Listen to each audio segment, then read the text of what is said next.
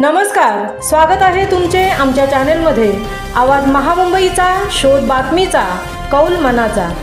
चला तर मग आमचे चॅनेल शेअर करा, लाईक करा आणि सबस्क्राइब करा। धन्यवाद। समर्थ चषक ग्रुपच्या माध्यमातून रविवार दिनांक 6 एप्रिल रोजी वंदना परमानंद गावण या मच्छी विक्रेती महिलेला वजन काटा भेट देण्यात आला। समर्थ चषक क्रिकेट स्पर्धेतर्फे याच्या अगोदरही पिरकोन आणि सार्डे येथील शाळांना मदत करण्यात आली होती।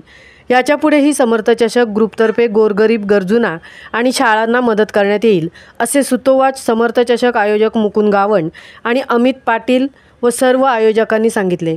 या कार्यक्रमासमयी उरण तालुका उपाध्यक्ष मुकुंद गावण, माजी जिल्हा परिषद सदस्य भाई जीवन गावण, ओबीसी सेल सचिव प्राचार्य प्रमोद म्हात्रे, माजी सरपंच व विद्यमान सदस्य केवाय गावण, ज्येष्ठ कार्यकर्ते रमणदादा गावण, विठ्ठल गावण, गजानन गावण, हरेंद्र गावण, उरण तालुका पदाधिकारी रवी म्हात्रे, सल्लागार नरेंद्र गावण, श्री गणेश महिला मंडळ अध्यक्ष लक्ष्मी गावण, सचिव व बिंदू गावण हे मान्यवर उपस्थित होते।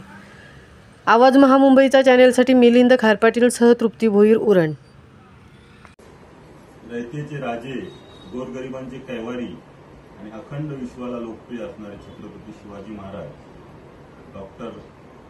महामानव डॉक्टर बाबासाहेब आंबेडकर यांना विनम्र अभिवादन करून आज श्रीरामनवमीच्या प्रथमतः तुम्हाला मी सर्वांना हार्दिक शुभेच्छा देत आहे। जय श्रीराम, जय श्रीराम, जय श्रीराम। आणि आपण जो 26 ते 30 मार्च रोजी समर्थ चषक आयोजित ठेवलेला होता, तो समर्थ चषक मोठ्या जल्लोषात साजरा झाला आणि त्या निमित्तानं आपण मच्छी विक्रेती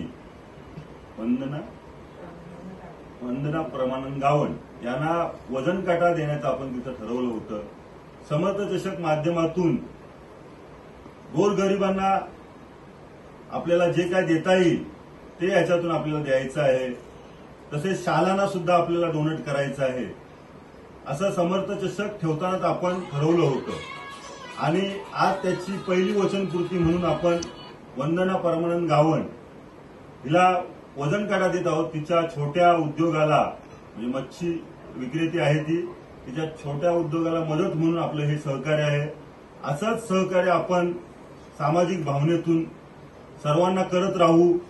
मग शाळा असोत किंवा गोरगरीब असोत, आपल्या परीने जे काही करता येईल ते करत राहू।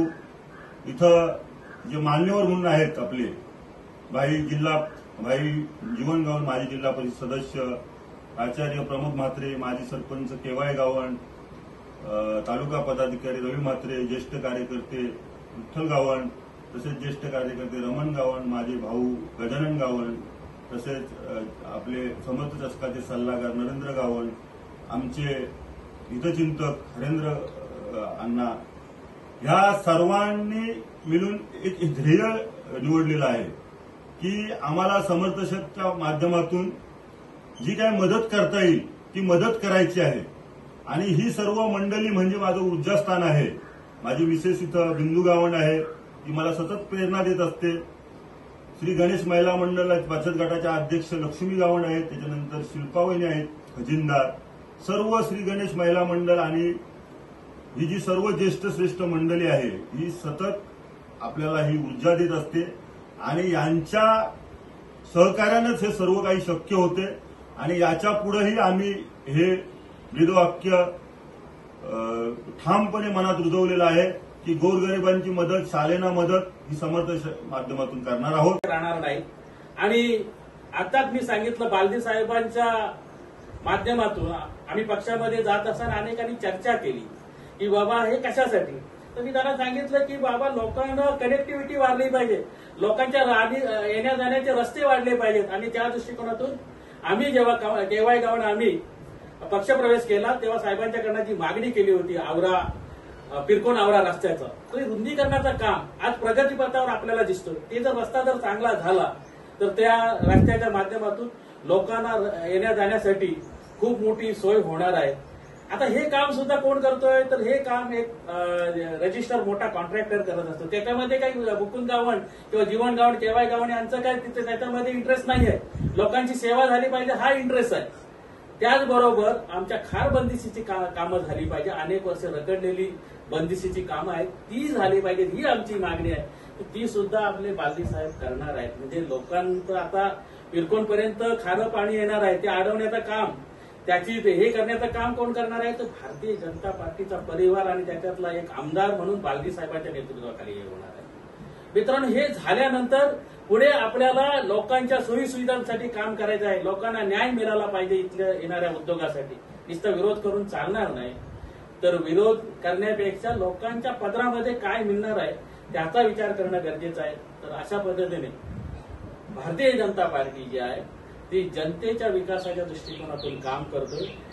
पुन्हा एकदा सांगतो की मागाशी सांगितलं, बालदी साहेबांचं वजन हे स्थानिक लेवल पासून इथल्या मंत्रालयापासून ते दिल्लीपर्यंत आहे. आणि त्याचंच एक उदाहरण म्हणून मी सांगितलं, अनेकांना हे मेसेज पाठवला की बालदी साहेबांना झुकतं माप आहे. तर आपल्या या भागामध्ये आता 6 उपकेंद्र मंजूर झालेली आहेत. एक आपल्या पिरकोणमध्ये, त्याची अमाऊंट आहे 61 लाख. आवऱ्यामध्ये त्याची पण अमाऊंट आहे 61 लाख. आदईला जे मंजूर झालेले आहे त्याचं जरा कमी पनवेलमध्ये गेलेलं आहे, 51 लाख आहे. दुसरं एक पनवेलमध्ये आहे त्याचे 51 लाख आहे. खालापूरमध्ये जे साहेबांच्या मतदारसंघामध्ये जे मंजूर झालेलं आहे त्याचे 51 लाख अशी निधी आहे. आणखी रायगडमध्ये 2-3 आहेत.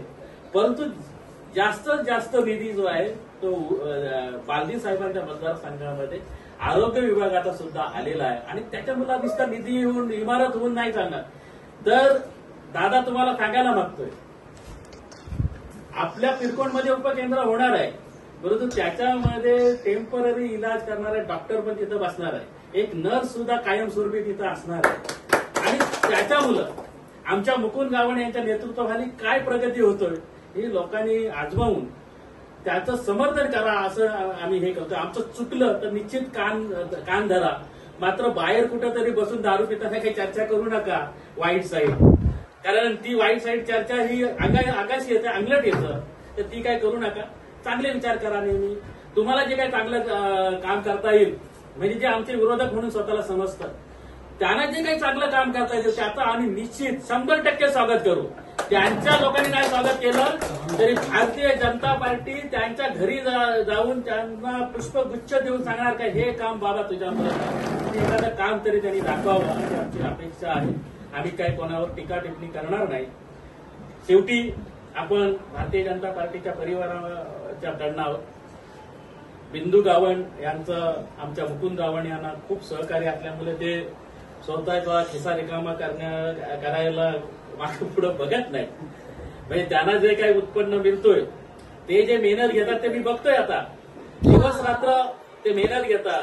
ह्या शेतकऱ्याच्या जवळ जा, त्या शेतकऱ्याला पटवणं, जास्तीत जास्त त्याला किंमत मिळवून देणं, हे काम ते करतात.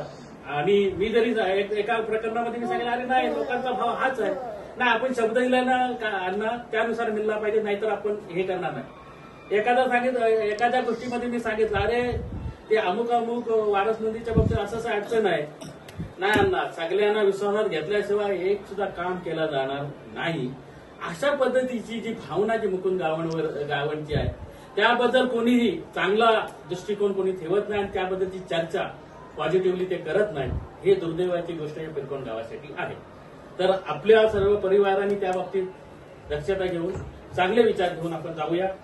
मी मगाही सांगितलं बिंदूचा त्यांना पाठिंबा आहे. समर्थ चषकाच्या बाबतीत लोकांनी सांगितलं असेल की या लोकांना खूप फायदा झाला असेल, परंतु ह्या माध्यमातून मी सांगायला मागतो 1,25,000 नुकसान सहन करावं लागलेलं आहे आणि ते मुकुंद गावण यांनी सहन केलेलं आहे.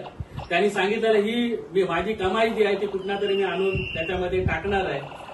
परंतु आपण जे ठरवलेलं आहे की समर्थ चषक संपल्यानंतर आणि भारतीय जनता पार्टीच्या प्रगट दिनानिमित्ताने एक गरीब महिलेला सबला बनवण्यासाठी तिला तिच्या धंद्याला मदत करण्याच्या दृष्टिकोनातून इलेक्ट्रॉनिक तराजू द्यायचा आहे आणि तो दिलेला आहे. त्याबद्दल मुकुंद गावण आणि त्यांच्या फॅमिलीचं समर्थ चषकाच्या आयोजकांचं मी